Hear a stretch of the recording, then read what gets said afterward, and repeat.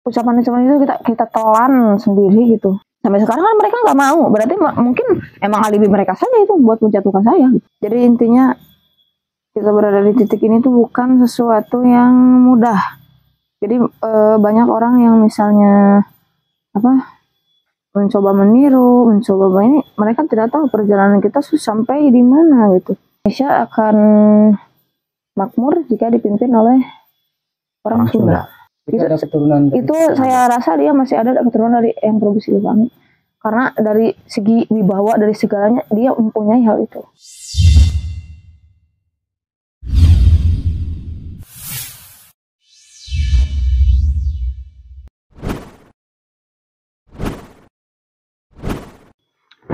Bismillahirrahmanirrahim. Assalamualaikum warahmatullahi wabarakatuh. Sampurasun, salam rahayu, salam dumadi. Teman-teman, pada kesempatan kali ini saya bersama Bapak Kuncen Yayan tentunya kita akan menceritakan perjalanan kita sampai saat ini. Bagaimana kita berada di tempat ini sekarang, bagaimana perjalanan kita dulu, dan bagaimana sih ceritanya. Kan teman-teman mungkin ada yang penasaran juga bagaimana kita bisa seperti ini sekarang. Ya, Bapak Kuncen? Boleh diceritakan? Dari Bapak Kuncen dulu mungkin? Ini awal nama untuk menceritakan tentang perjalanan abdi sareng Nyi Masno. Tidak sedih sih kalau diceritakan begitu. Awal pertama perjalanan Nok Nimas, ya sementara tiba-tiba istilah nama ayah aulia gitu, para aulia datang tiba-tiba ke Nok itu, maksudnya datang tiba-tiba teh nya istilah nama lebat ke badan Nimas Nok gitu. Abdi ge teh acan uninga bahwa ia aulia, bahwa ia jin gitu istilah nama.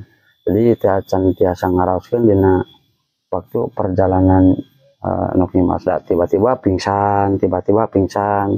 Nah sementara ieu naon, nah terus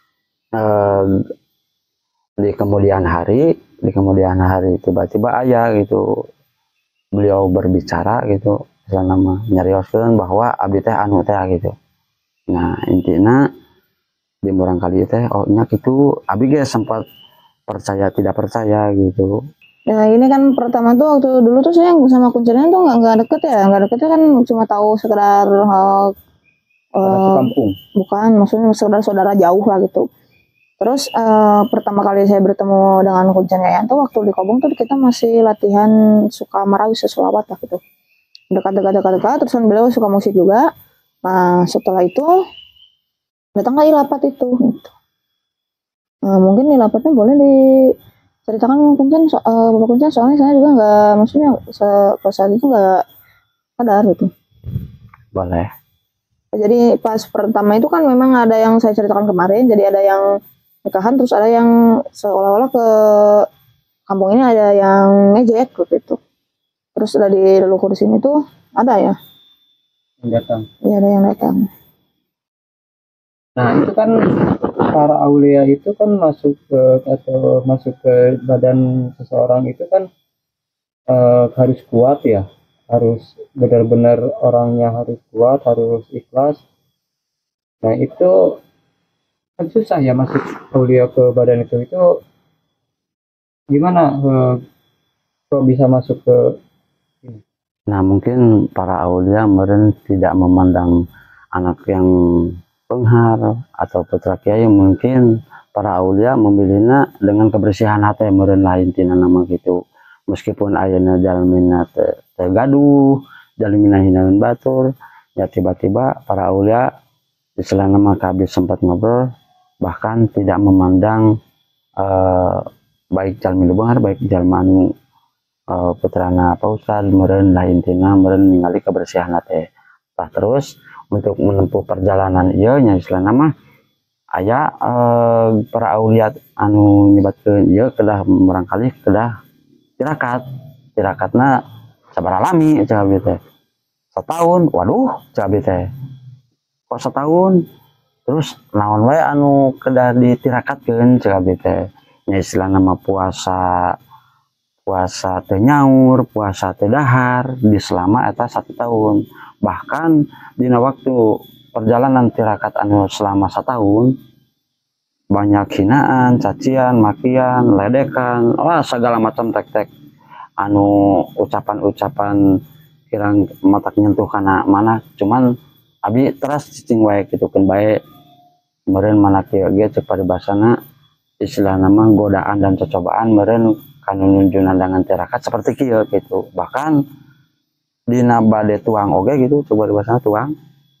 Abdi percis dah abdi terang nyalira gitulah dina. Dina bade tuang oge gitu, bahkan kesusahan lah intina nama gitu. Dina waktu perjalanan tirakat selama 1 tahun gitu. Dina untuk tirakat gitu bade tuang wae gitu, bade buka ya istilah nama tegadu nasi lah intinya gitu, tegadu nasi susah gitu. Nah, pernah sampai separah itu malah lebih. Jadi intinya kita berada di titik ini tuh bukan sesuatu yang mudah. Jadi banyak orang yang misalnya mencoba meniru, ini mereka tidak tahu perjalanan kita sampai di mana gitu. Malah sampai kan sebelumnya kan sebelum kita tirakat tuh kan kita jalan dulu ya ke makam Romo tuh. Terus dalam waktu itu kenapa langsung nunjuk kuncenanya kamu harus jadi kuncen di sini, urus di sini gitu. Jadi seolah spontan semuanya sudah diatur gitu. Jadi dari pertama kan bulan pertama tuh nggak makan nasi sama sekali ya. Sampai pas bulan kedua tuh masuk rumah sakit. Terus setelah itu ya dikasih lah tapi nggak makan nasi, nggak dikasih makan nasi gitu. Karena ya mungkin mengujinya dari situ lah, mungkin dari menguji keikhlasan mungkin ya kan, segala hal tuh harus dibeli dengan uang gitu. Sedangkan saya bersama kakak saya yang kedua gitu, dia yang menemani saya di rumah, dan mungkin dengan kuncian juga banyak lah di luar yang mengoceh segala rupa, yang bilangnya gini saya bakal jadi dukun sama kuncian gitu. Sedangkan kan kita nggak, kenyataannya juga seperti itu gitu. Ada yang bilang, pokoknya ada yang bilang bid'ah, ada yang bilang ucapan-ucapan itu kita telan sendiri gitu. Karena pas keadaan itu kan, keadaan kondisi saya juga masih mungkin masih anak kecil lah, masih belum se dewasa sekarang lah gitu. Labil. Ya masih labil. Banyak ucapan mungkin ya saya nggak bisa sebut siapa yang ngucap ya. Cuma yang dari situ banyak yang ngomong dari kampung ini, banyak orang yang pro dan kontra gitu. Ada yang percaya dan ada yang enggak gitu.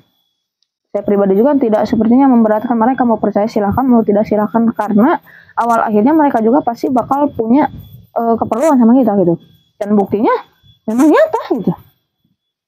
Dari puasa tidak saya juga pernah pas terakhir mau lulus tuh kan pas bulan-bulan berapa ya, terus ada kuncen oleh ya, bareng kita sama kuncen oleh ngobrol gitu. Terus ada orang yang datang ke rumah saya tuh, biasa kita ngobrol, dia ngasih tahu Neng ini orang beruntung, nggak semua orang bisa kayak Neng gitu ya. Jadi ya itu yang membuat saya kuat sampai sekarang itu, sebenarnya ujian itu ada aja sampai sekarang tuh ada.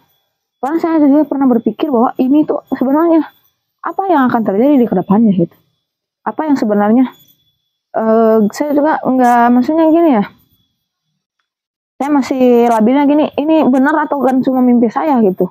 Tapi setelah kita jalani, ternyata ini anugerah, dan saya yakin bahwa apa yang saya bawa itu adalah amanat yang harus saya jalankan itu. Sampai sekarang kita bisa berdiri seperti ini tuh, sekarang juga masih banyak orang yang, ada yang percaya, ada yang tidak, ada yang masih menggunjing di belakang tuh masih banyak. Dari sorot mata mereka juga melihat itu tuh berbeda gitu.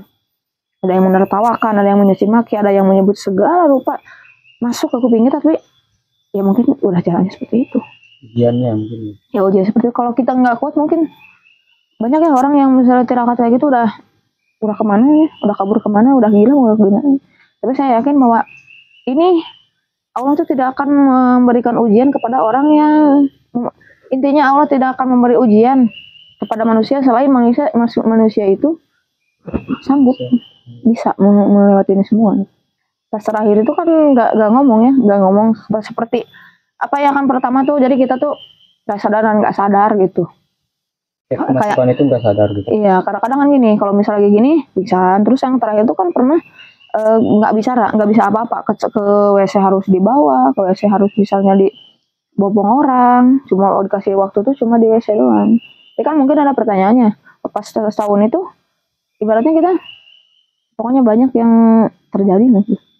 Baik pahit manis, kalau tahunnya mungkin saya nggak bisa bicarakan ya, itu lebih ke privasi kita. Tapi alhamdulillahnya kita bisa melewati tahun itu sampai sekarang. Kan dulu juga ada ini ngajarin silat ya, nah mau satu persatunya mulai hilang. Ada kontroversial juga, tapi saya juga ibaratnya banyak ada yang meminta saya malah bilangnya gini, saya tuh sengaja masukin jinnya ke badan orang supaya saya dipanggil terus saya ngobatin dia. Sedangkan saya nggak seperti itu. Kalau misal memang benar saya seperti itu, saya juga mending kalau udah ngaku sama mereka. Mereka tuh bisa ngomongnya menggunjing di belakang. Mereka nggak misalnya nggak bilang gini, nyata atau enggaknya gitu. Pernah saya bilang gini, ayo cari kita ngobrol, kita diskusi ya. Menurut kalian apa yang ada di pikiran kalian silahkan keluarkan. Terus kita cari kiai. Kalau kalian memang tidak percaya, gitu. Sampai sekarang kan mereka nggak mau, berarti mungkin emang alibi mereka saja itu buat menjatuhkan saya. Hinaan itu bukan hanya 1-2 kali, malah bahkan lebih parahnya itu. Dalamnya anu nyebutkan loplap kali ya teh. Bahkan loplap, cina cicing we ya mungkin baik cinta nyawar mah.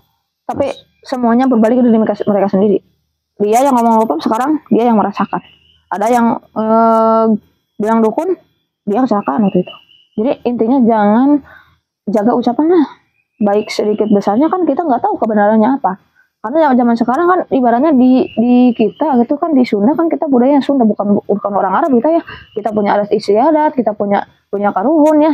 Jadi intinya kalau dalam hal ini banyak pro dan kontaknya, ada yang bilang katanya kan kita para sanul sebutnya musyrik, kata gimana kan banyak yang orang seperti itu. Justru mereka yang bilang seperti itu mereka yang paling merasa benar sendiri. Jadi perjalanan itu sebenarnya tidak mudah gitu. Saya juga gak pernah mikir bahwa kita akan bisa melaluinya sampai sekarang, sampai ibaratnya dikenal banyak orang gitu. Sampai sekarang. Jadi prosesnya memang nggak main-main juga, resikonya juga besar gitu. Ya sempat bingung ya dia pas di Waranguncenan, oh kuncen. Sementara kan orang bisa nanawan gitulah. Kok anjen misalnya, tawasul, bisa cinta yuk kumaha yuk cinta. Ya sampai saat dia meren takdir Gusti seperti itu, meren lah wae gitu ya teh. Lah urang terus akhirnya sering mere gumujengan.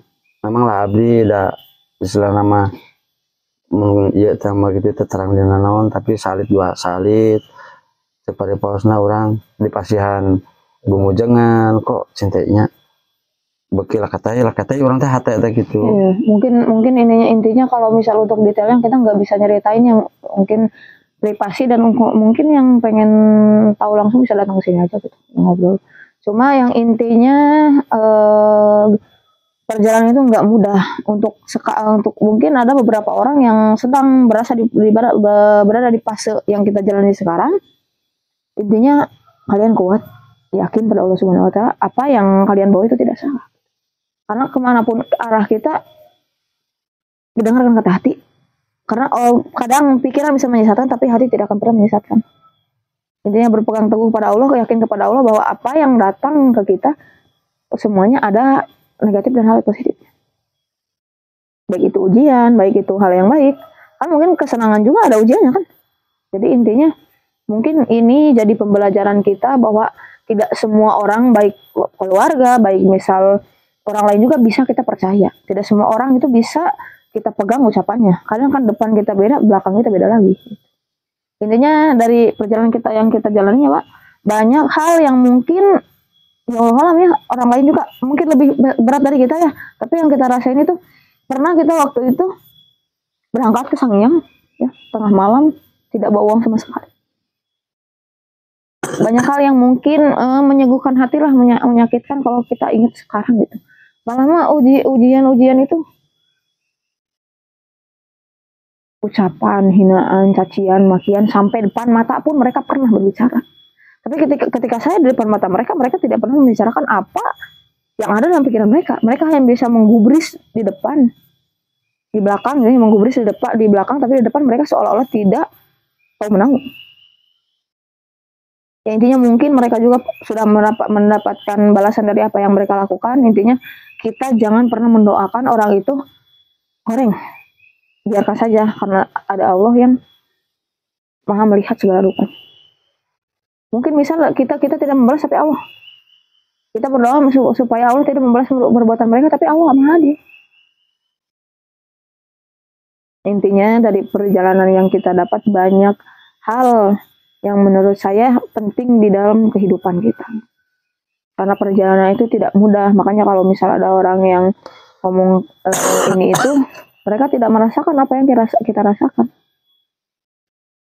Dan sampai saat ini pun mungkin hinaan, gunjingan, cacian, makian itu masih ada. Cuma mungkin kitanya yang lebih ke biarlah. Karena kita nggak bisa mengatur orang ucapan mereka ke kita. Jadi biarlah mereka memandang, cuma kitanya aja yang perlu lebih tidak mendengarkan. Rintangan lah rek ngabangkitkeun budaya asli, budaya Sunda, sementara kan orang budaya Sunda orang mah gitu. Wah dijadikan ayeuna orang Sunda dijadikan orang Arab dijadikan jadi orang Sunda. Terus dari pesan-pesan dari Aulia juga ya, dari Romo juga, dia pernah bilang kayak gini, Indonesia akan makmur jika dipimpin oleh orang Sunda. Mas aja. Ya, udah ada ucapan sekarang. Alhamdulillah sekarang juga ada pemimpin ya yang sangat saya melihatnya merasa bangga lah gitu. Ada pemimpin yang maksudnya dia berani menunjukkan jati dirinya sebagai orang Sunda. Dia kerja nyata, bukan hanya sebatas ucapan gitu. Ada keturunan itu saya rasa dia masih ada keturunan dari yang Prabu Siliwangi, karena dari segi wibawa, dari segalanya dia mempunyai hal itu. Nah saya sangat menghargai sekali, mengapresiasi sekali lah. Jadi ibaratnya dia mau membangkitkan kembali budaya kita, tapi ya mungkin yang nggak sukanya juga banyak ya. Untuk nama mungkin kita nggak sebut ya. Untuk teman-teman yang penasaran boleh nanti kita di konten selanjutnya bisa kita bahas. Tapi intinya kita sebagai orang yang misal berbudaya sudah harus bangga dengan budaya kita. Dengan adat istiadat kita. Siliwangi daya artian. Siliwangi aya wangi tenaon seungit. Sili asa, sili asih, sili asuh. Iya, dan kita juga harus bisa jadi mau manusia unggulan. Jadi jangan hanya mau diperintah orang, tapi kita harus bisa menjadi diri kita sendiri. Gitu. Karena memang proses menjadi jati diri itu panjang, susah, capek. Ya mungkin kita bisa tersenyum saat ini, tapi waktu kita di perjalanan itu, mungkin saya sudah berpikir bahwa ya Allah, apakah saya bakal kuat membawa ini? Untuk mendamping perjalanan ini mah sudah lupa sama pun bojo pun juga sudah lupa. Sudah tidak kekoreksi. Nah, kayak gini-gini mau ngomong. Wah, ini mah orang ya. Aduh, pada ini masukin barak militer aja ini orang ya. Soalnya lagi-lagi serius ada aja gitu ya. Ininya parah banget gitu. Jadi intinya bukan dia yang lupa, bukan kita yang nyuruh lupa, dianya aja yang ibaratnya orangnya gitu lah. Mendamping gitu. Pokoknya kalau pas pendampingan itu dia kan kerja ya, nih kerjaannya lah gitu. Parah banget kan. Ya istrinya ngomong lah gitu ya, terus ya ini pokoknya paling badal Pak Dede. Jadi kalau mau masuk ke barak militer silahkan diangkut ini Bapak. Ya kalau nggak damping kayak turun pulang jam 4 orang aja kieu-kieu atuh penting ka Borota. Naon kieu teh saya deh. Waduh. Oke. Kehidupan. Oke Pak Dede kalau dimasukin barak militer ini nggak ada yang ngaku ya, jadi nggak usah. Jadi intinya mungkin itu yang kita mungkin itu sedikit cerita kita ya untuk teman-teman yang sekarang sedang menghadapi proses itu ya, untuk teman kita juga yang di Banten ya Bapak ya. Insya Allah kita berjuang terus, intinya yakin dengan diri kita sendiri, semoga Bapak juga bisa melewati hal yang kita lewati sekarang. Jadi oke teman-teman, nanti untuk yang tadi yang terakhir ya, soal siapa sih sosok yang saya sebut tadi, nanti kita di konten selanjutnya. Kalau misal video ini rame, nanti kita bakal lanjut. Oke, mungkin dari saya cukup sekian. Terus kurang lebihnya mohon maaf, dan segala rupa yang kita ceritakan tadi ambil positif dan buang negatifnya. Ini mungkin pengalaman kita ya. Dan untuk teman-teman yang mau misal bercerita, menceritakan pengalamannya, sharing, boleh nanti dihubungi di nomor ya teman-teman ya.